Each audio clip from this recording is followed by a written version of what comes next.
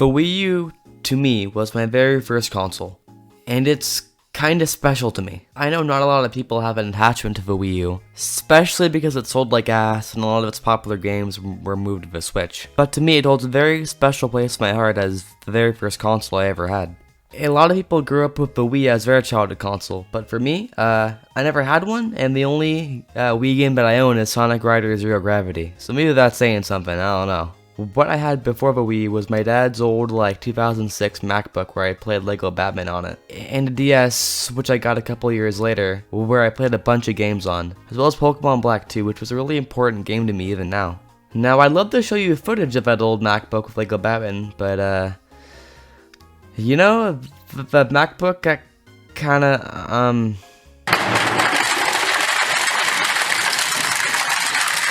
and I lost the Lego Batman disc because it was inside it, so oh well, ripped to one of my favorite childhood games. But for a while I was pretty much only playing Lego games and DS games until when I was 9 or 10.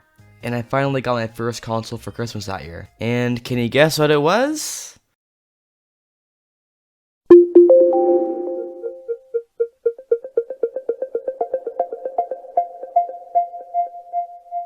Yeah, Wii U. And I still don't know what, demon, possessed me to ask for it. Because I could have totally gotten, an Xbox One or, a PS4 that year. I've always thought the Wii U era of Nintendo as a whole is just such a weird time for the company. I don't know, nowadays, with how amazing the Switch has been selling over the years that it's been out, the sort of thought of Nintendo struggling or being the underdog is sort of gone. I mean, in Nintendo's history, there's multiple times where they said, hey, let's fuck up. With, going on a downhill slope with the Virtual Boy, and then the N64, and then the GameCube, and then came skyrocketing back up with the DS and the Wii, and then came soaring back down at a bajillion miles an hour into a dumpster with the Wii U, and then back fully on their feet like nothing happened with the Switch. The Switch pretty much brought Nintendo back into the playing field with the Xbox and PlayStation. And I talk about the Wii U era like it was a while ago, but it really wasn't.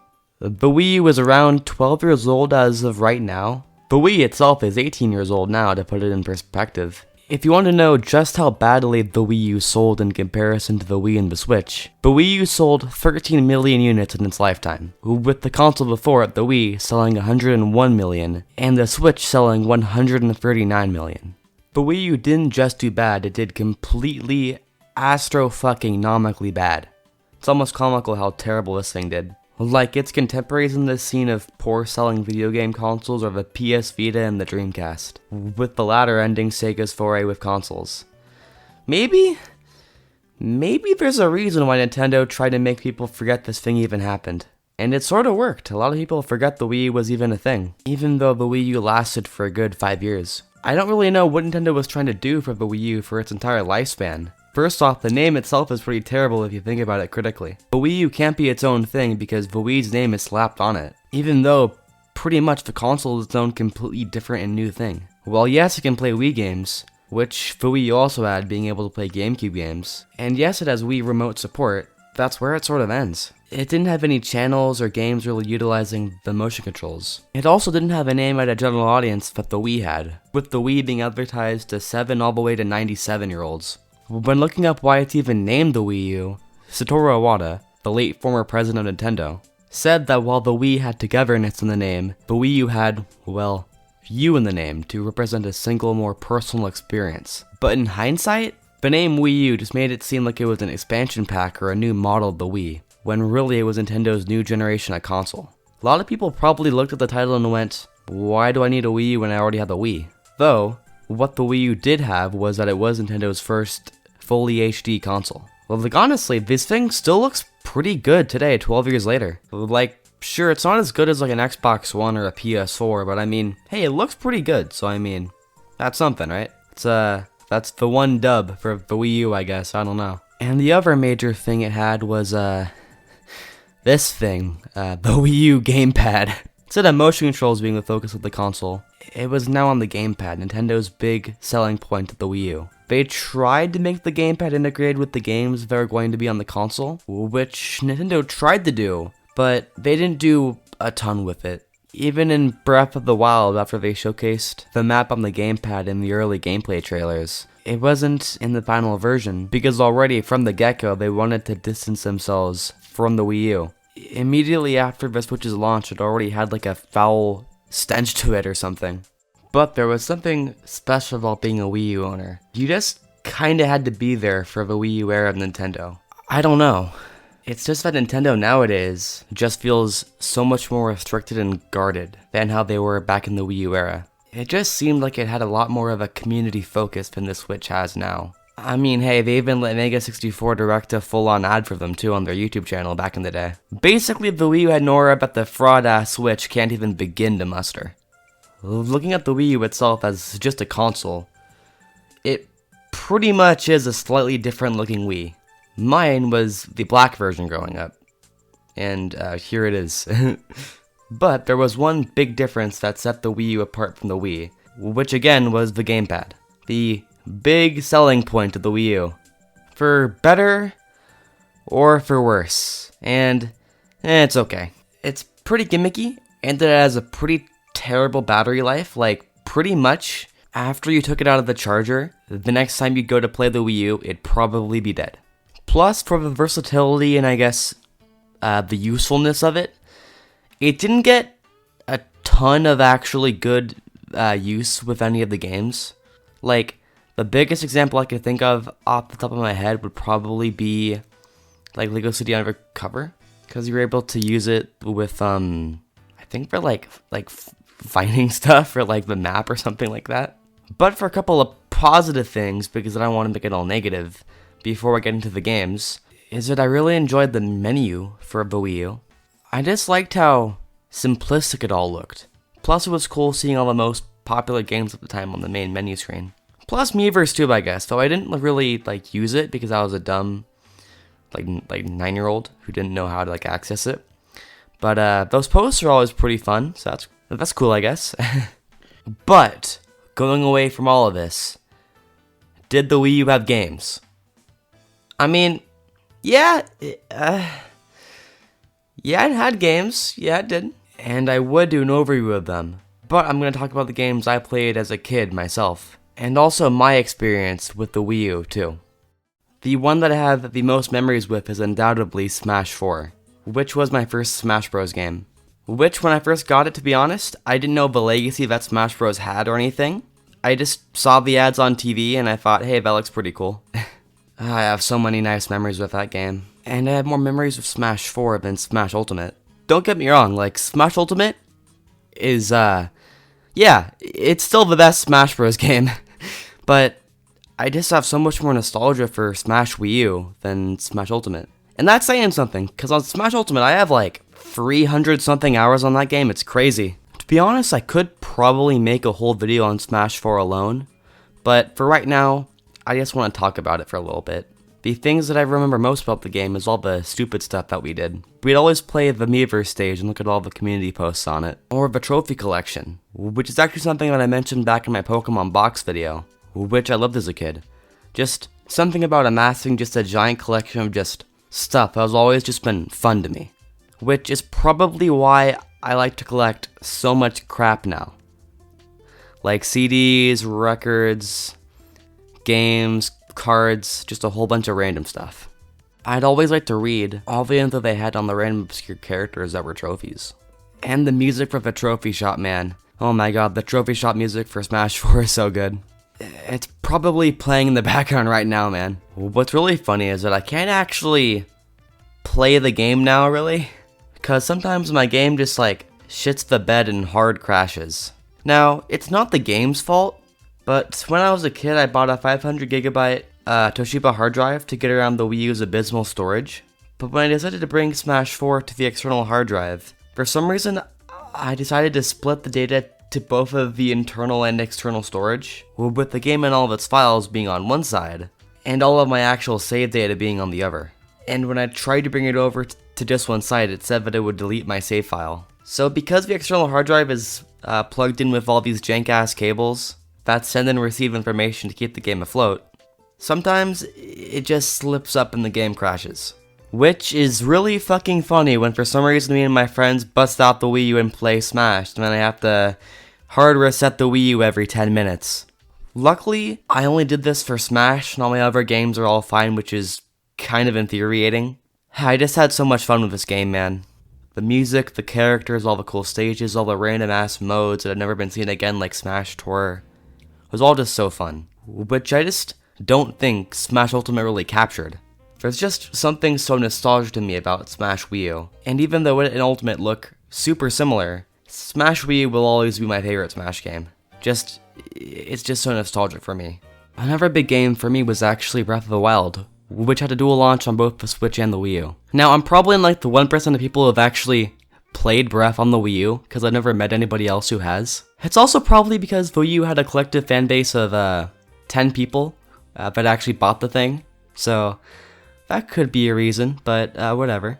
Nowadays, I have it for Switch too, and if I ever were to replay this game, you bet your ass I'm going to the Switch version. But when I played it as a kid, it was all on the Wii U. Now, the Wii U version runs pretty fine for the most part, but if you ever go into a town or anything like that, it just hits the frame rate like a truck, bro. Aside from that, there's pretty much no difference. It's pretty much the same damn game. This is also a side note that I'm just recording while I'm doing all the audio. So I first thought, like, copies, like physical copies for the Wii U version were gonna be super expensive because it's sort of obscure. No, I was wrong. They sell them for dirt cheap. So if you ever want to buy this game and you want to save money and you have the Wii U for some reason, there's always the Wii U version because it sells for like $15. Because God rest your soul if you have a Wii U in 2024. I think I had like 200 hours on it. This was one of the only games I played for the entirety of 2017, man. It was so good. I know this game's been talked about to death, especially on all those white guy video essays, but I just really like this game. It just has this atmosphere that the other Zeldas just don't have. And I guess that's a sense of melancholy. The only other game to sort of do that is probably Majora's Mask, but that had more dread than melancholy in my opinion. It just has a very unique and special atmosphere to it that's found all throughout the game, especially in things like its music, or lack thereof.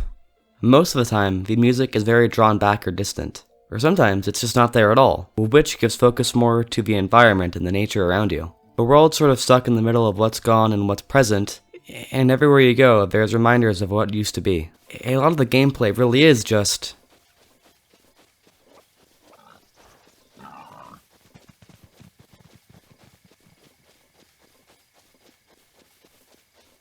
and that's totally fine.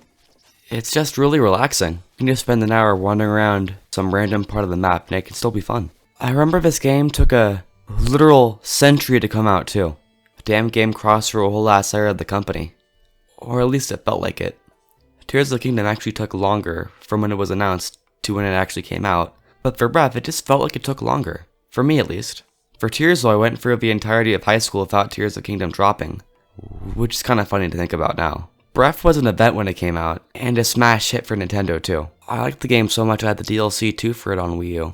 Thinking about the game just gets me more and more nostalgic. I remember I would rush home some days from school just to go and play it.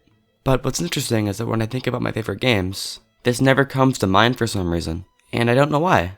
It's a great game, and it's actually one of the few Zeldas I've actually finished, that and Majora's Mask when I was a kid. I haven't even played Tears of the Kingdom yet, but I know it's just like Breath of the Wild, so I'll probably enjoy it too. But it's still a really special game to me. Speaking of Zelda, I also played Hyrule Warriors 2 as well as a kid.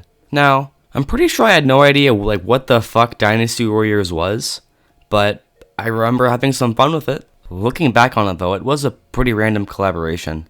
Koei Tecmo had done some spin-off warrior games before, like Gundam Warriors and One Piece Warriors, but Hyrule Warriors had a lot going for it, to be honest. It paid a lot of love to the series for where it was at the time. I know there's a sequel to it that's strictly just Breath of the Wild, but it's really weird playing a Zelda game that came out right before Breath of the Wild. Cause that whole like era, from Skyward Sword to basically the Switch's launch, was just like a really awkward time for a Zelda fan, bro. Like there was fucking nothing, bro, I'm sorry. There was Triforce Heroes, there was the HD remasters. There was also Link Between Worlds, but aside from that, that was pretty much it for the entirety of the Wii U's life. So, it wasn't very good, is what I'm trying to say. Now for Hyrule Warriors itself, it's a pretty fun game. There were a lot of challenge modes and a lot of DLC for it, and I thought it was pretty good for where Zelda was at the time. Now is it one of my favorite games? No, but it's dumb fun. When I first got my Wii U, it came with 2 games. One was Nintendo Land, which was a pretty fun minigame collection. There's not a ton to say about it, it's just a nice little game collection. I really liked the Zelda, Metroid, and Luigi's Mansion ones. Some of the choices were a little weird though. Some of them kind of focus on Nintendo's history, like the Takamaru and the Mr. Game & Watch minigames. So it's cool seeing those included. Now the other game that came with it was Super Mario 3D World, which as a kid, I remember being the absolute biggest hater on this game. I don't know, like, what was triggered inside me, but I did not like this game growing up for whatever reason. And it's probably the reason as to why I was never a Mario kid growing up. Like, pretty much I have almost, like, zero nostalgia for the Mario series. I, like, seeing all these characters, they spark no emotion from me. Which might sound kind of weird to say, but so many of my friends have nostalgia for the Mario series, and I just don't, like, really care. Now, I do like Mario 64 and Sunshine because I played those games in the past couple of years. On the 3D collection that Nintendo tried to make, like, artificially rare. Yeah, that was kinda dumb. Anyways, 10-year-old me would always shit on this game. But now that I've replayed it now, so many years later, it's not that bad. My only real complaint is that it just looks so damn generic, man. There's just no personality to it. Sure, the graphics are nice to look at, and the music's great, but there's just nothing defining to it. Sunshine might make me want to tear my hair out with how annoying its controls can be. Same for Mario 64 too, but they both have such a distinct and pretty visual style that certainly sets them apart from the others in the series. Same for Odyssey too. For just being unique, they can stand on their own. But for 3D World, it just seemed like Nintendo just took all that new Super Mario Bros. Slop that was on the DS and 3DS and made it as their big mainline Mario game. This game was pretty popular though, and it was one of the games where if you had a Wii U, there was a pretty high chance you just had this game. Probably because there weren't many very must-have games on the Wii U, but that's for another topic. Same for Mario Kart 8, but I didn't have that one. I did have Mario Kart 64 though, so they don't make classics like they used to, guys. I also had Pokken Tournament as well as a kid, which genuinely might have been my first fighting game, not counting Smash Bros. I remember this game causing a lot of buzz when it first came out.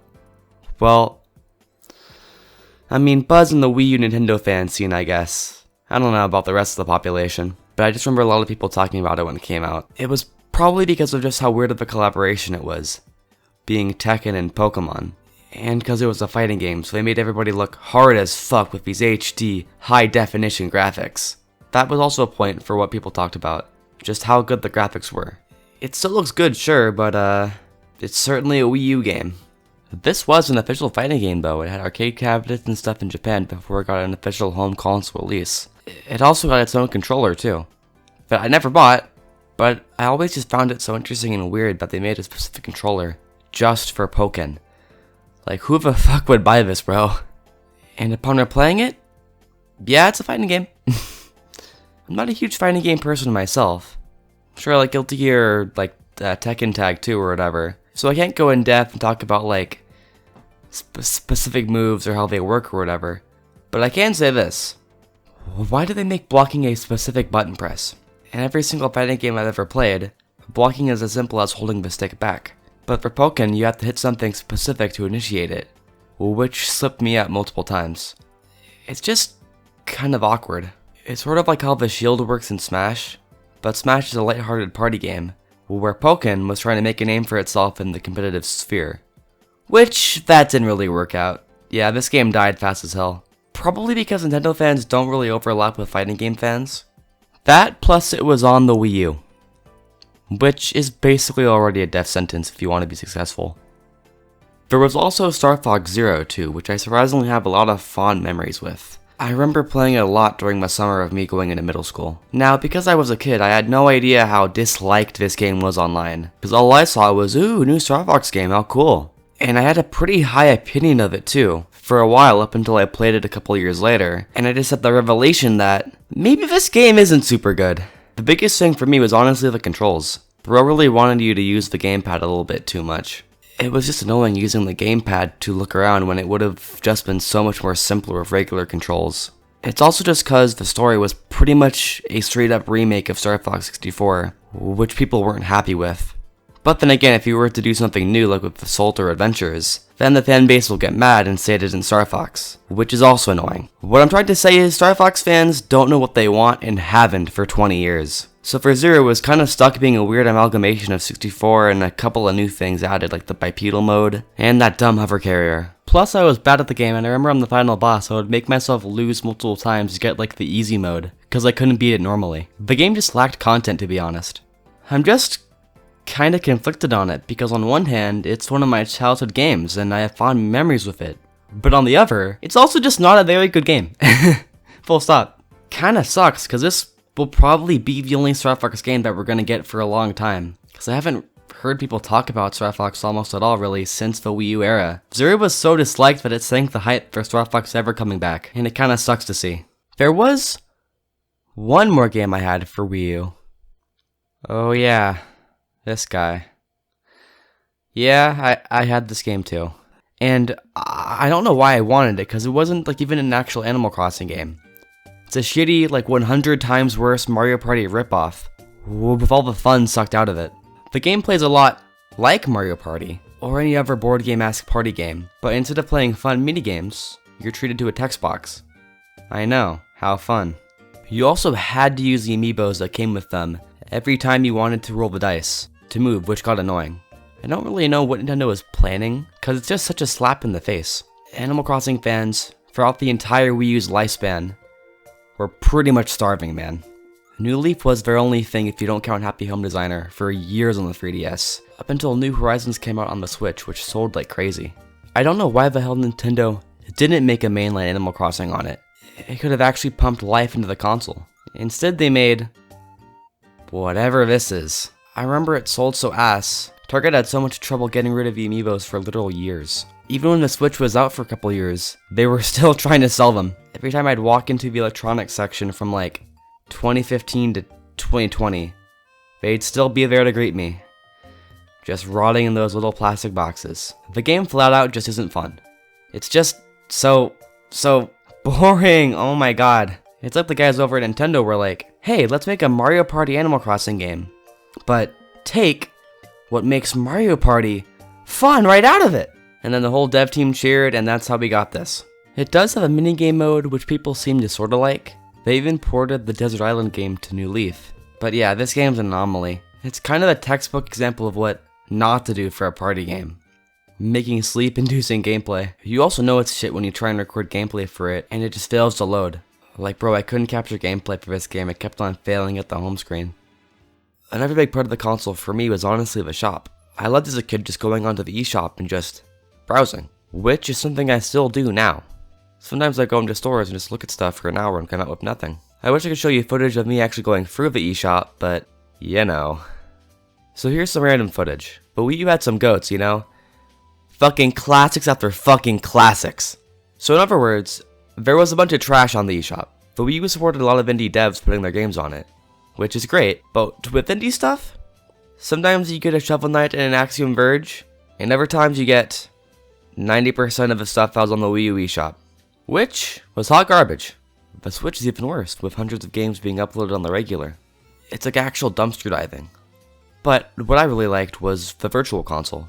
The Virtual Console as a concept always seemed so cool to me. I've always had a fascination with older games. A lot of the games I love are older, so it was really cool to have so many games on the eShop for pretty cheap. I just sort of wish they had a little bit more, especially since they didn't have any GameCube games. They had pretty much every console except GameCube for some reason. Besides for the Virtual Boy, I guess, I don't know. The only thing I could think of for why Nintendo held off was because the Wii itself could play GameCube games. That, or maybe it was a technical issue that Nintendo didn't want to spend all the time and energy working on, but that only 5% of the Wii U's player base would actually do something with. But those are pretty much the only reasons why I could think of for why they weren't there. Basically, the eShop was ground zero for me to start glazing 20-year-old games. It was how I played Mario 64, I played Fire Emblem Blazing Blade, I had Street Fighter Alpha 2 on here. I had fun with Ocarina of Time and just a whole lot of other stuff. I also had Mario Kart 64, the only Mario Kart game I've ever owned. The Virtual Console was just a really nice feature to have. And it's also part of Switch's whole like online special bundle pack, but it's not the same. I just thought Virtual Console was just a really cool feature for the Wii and Wii U. A lot of this stuff, all the mistakes and crappiness, just makes the Wii U era really weird. It's a time for Nintendo that we're probably never gonna see again. When Nintendo was almost on their knees begging you to stay. Thank God the 3DS actually sold pretty well. Or maybe they'd have to turn to actually letting you use and talk about their games on YouTube for free publicity. Or maybe Mario would be an Xbox exclusive, I don't know. But where they are now is just so completely different from how it used to be. I know there's whole video essays and stuff on why this era is nostalgic or whatever, but for me it really is. And I know it's because I was a kid, because if this thing came out when I was like 20, I would fucking hate this thing. Like, no games, tiny ass user base of 10 people, terrible marketing. But the Wii U, to me, is just nostalgic. We're probably never gonna get those stupid gimmicks like Miiverse again, we won't ever have Reggie or Iwata again, and Nintendo might never be in this bad of a state of a gaming company again. My time with the Wii U sort of ended when the Switch came out. I remember being in 6th grade talking to my friends about the launch trailer and being like, it's over for the Wii U. Cause it kinda was. The Wii U sold so astronomically poorly that Nintendo tried to push this thing into the grave as fast as they could. Pretty much once the Switch came out, no new mainline games were made for it. Breath of the Wild was the only one, and that was only because they had promised Breath as a Wii U Zelda game back when it was first announced. Nintendo basically dug the Wii U's grave the second they announced the Switch. Which, could you blame them? The console you've been trying to hype up since 2011 flopped every year it was on the market, and was a complete joke in the gaming community. Of course you want to distance yourself as much as possible. And for the Switch, yeah, it's pretty good. The controller isn't super good, plus there's drift, and there's no menu, music, or themes, but aside from that, yeah, it's pretty good. It has a pretty good library. Well, pretty much anything's incredible after the Wii U. It's also portable too. The Switch is objectively a better console. There's no competition, man. But do I have as fond of memories on the Switch than the Wii U? No, I don't. The Wii U is still just special to me. For how ass it can be, it's still my first home console. And it's important to me. The Wii U will probably always be Nintendo's most forgotten console. I mean, hell, even the fucking Virtual Boy will probably be more remembered because of how goofy that thing was. Every mainline Nintendo console did something groundbreaking. The NES survived the video game scene in the 80s. The N64, even if it didn't sell nearly as much as the PS1 did, still had absolutely groundbreaking games like Mario 64 and Ocarina of Time. The Wii managed to have so much appeal to everyone, sold incredibly, and had tons of fun games. The Wii U has... I don't know. I genuinely don't know. It didn't do anything really special. Plus, it's just slowly being forgotten about as a weird little cornerstone of Nintendo's history. But, for me, the Wii U era Nintendo was part of my childhood, and it's still special to me. If you're still here, thanks for watching. It's been like almost a year since I've actually uploaded a real video. I wasn't lying in the last video when I said that I'd upload whenever I make another video. I've been working on and off on this video for a while, so it's nice to finally finish it. Thank you so much for watching, and I'll see you whenever I decide to make another one. See ya.